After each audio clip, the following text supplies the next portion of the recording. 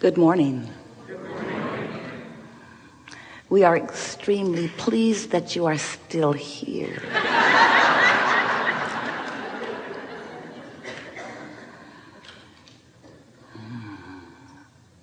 You're ready for co-creating at its best? Yes. Taking thought beyond that which it has been before? Yes. Discovering new vibrational set points? Yes. We believe you. You're needing a warm-up? Not at all. You know that you are the creator of your own reality? Yes. Then it's time to go to the beach.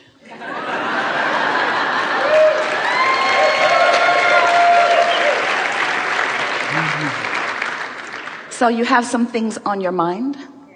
What do you want to talk about today? You've been talking with one another. Let's begin here. Yes.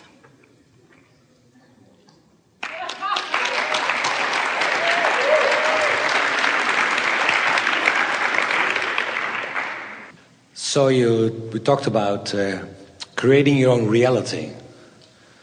And you mean everything? That's the best thing about a universal law.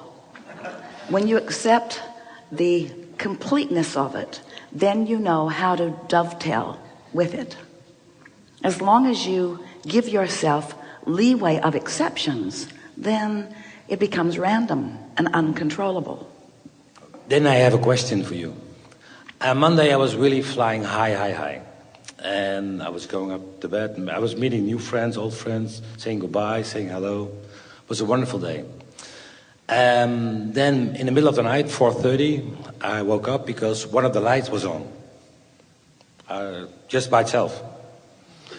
And I thought, this is interesting because I heard of those things, but I never experienced it to me. So I just put it off and said, well, it's nice. 10 minutes later, the same light went on again. Oh, what's happening here? And it happened a couple of times. And at the end, I just dismantled the light.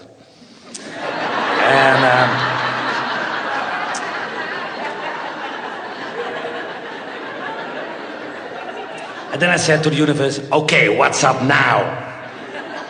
And at the same second, my iPhone lights up with a text message. It was from my girlfriend from Europe. It was only 2 words. Good morning, gorgeous. So, how does it work? Well, when you understand that everything is vibrational, and everything that is electrical certainly is that, then it's easier to understand how there can be some thought form intervention. Esther loves it. Her house is a veritable ghost factory these days. Lights turning on and off, blinking all over the place, bringing friends in for the first time in a while and a light blinking to say hello to them. Just have to accept that you have always been haunted.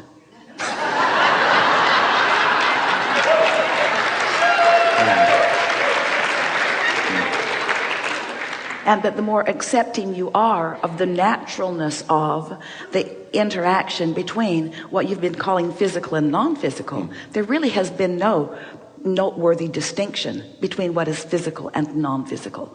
But in your perspective, often you disallow that open door. And the more you accept that we are really all in this together, all in this together, not you separate from us and not us separate from you, but all in this together. And so to the degree of your desire and to the degree of your allowing, there are all kinds of things that you can realize. Sometimes people will try to get to the bottom of something like that, and they will discover a path of least resistance, a way that helps them to explain it in a more comfortable way. But we think you would serve yourselves extremely well if you would stop looking for normal ways of explaining those kinds of things, and if you would reach for what you're now coming to know about the complete blending, you see. It was a great experience. Yeah. Thank you so much. Yes, indeed.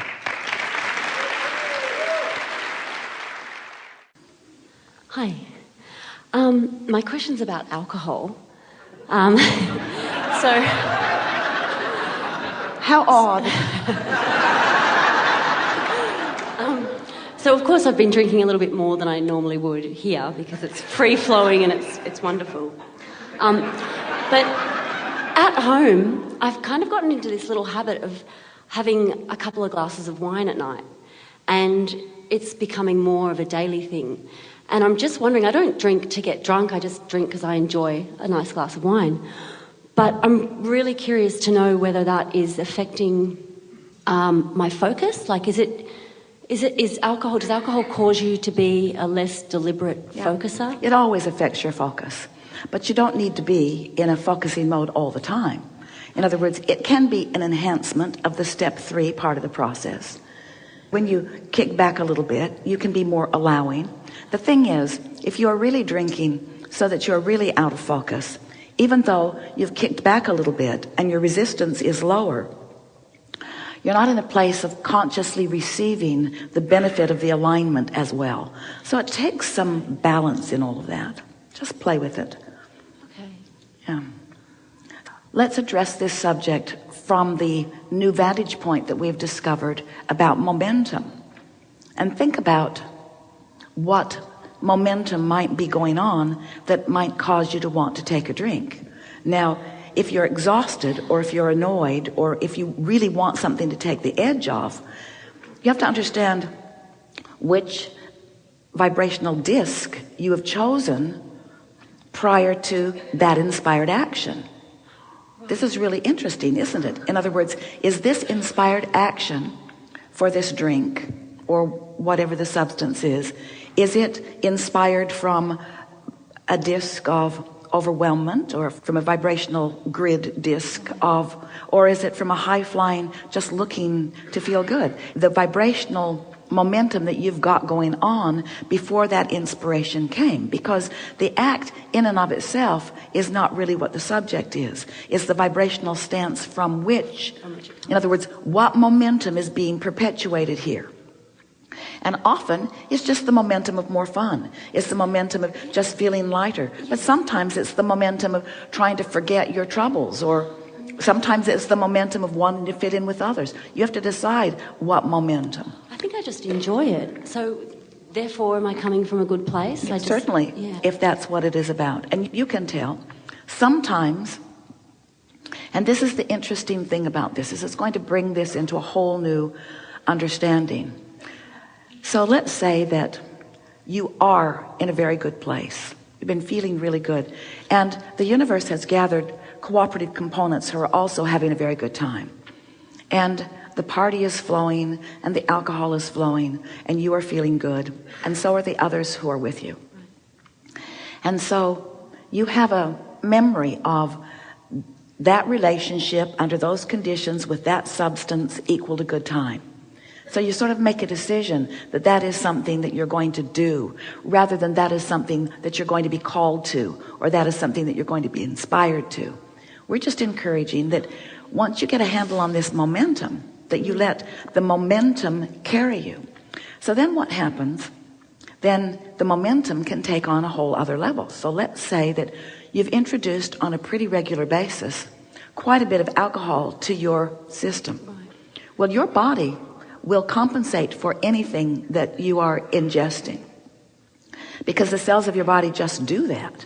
But in their acknowledgement of it, in their compensation for it, the cells of your body can begin a momentum about that. And that's what those physical cravings are.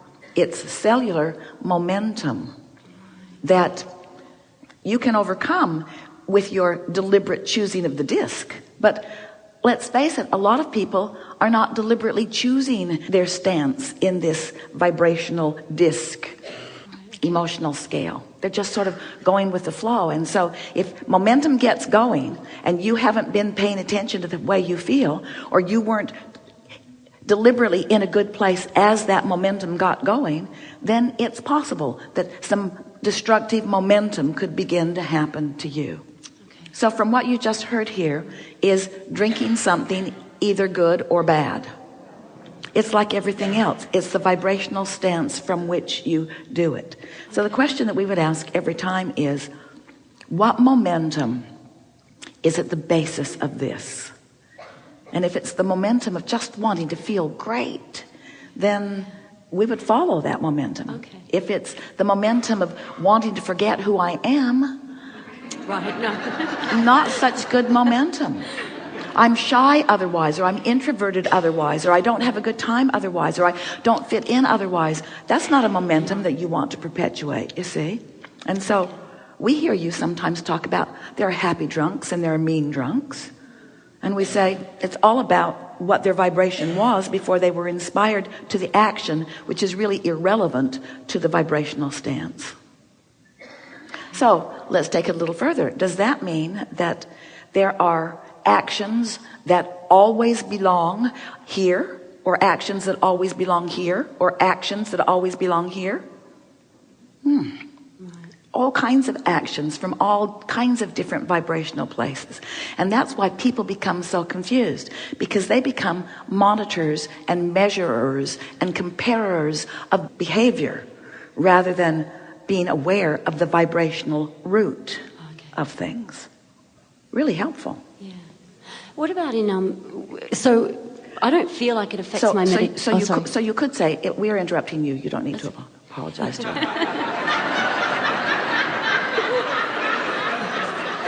So you could say, I'm in a really bad mood, so I've decided to be a really mean drunk. Or your friends might say, well, we don't find you mean when you're drinking, because that whatever it was you were focused upon that had you out of whack with your alignment is diffused now. And in the absence of that resistant thought, you are nicer. Right. But still, you're out of control if you're not doing it deliberately. Okay. Don't you think? Yeah. That makes sense. Yeah. So I just really quickly, with meditation the next morning, it wouldn't be affecting, I don't feel like it affects my meditation in a bad way at all, but I guess the question comes up in my mind of like, if I didn't drink at all and I meditated the next day, would that be better? Or is it, like you said, it's just all about the momentum and vibration that I'm You're not ever going to get us to follow along a train of thought which leads to the ending statement that that behavior is right or wrong. Right. Because the vibrational stance that begins it has to be discussed first, you see. But what we would say to you is play with it and see what feels the best to you. Okay. That's the way you begin developing patterns that work best for you. Esther was talking about a day trip that she took with friends the other day, and it was a long day. And at some points it was hot and tiring, and she found herself wondering if it would ever end. Right. But once it all unfolded, there was so much extraordinary fun that came out of it. And so she's asking the question of herself, could it have been all only fun? Could I tune myself to a place where the universe only delivers to me only fun? And the answer to that is yes.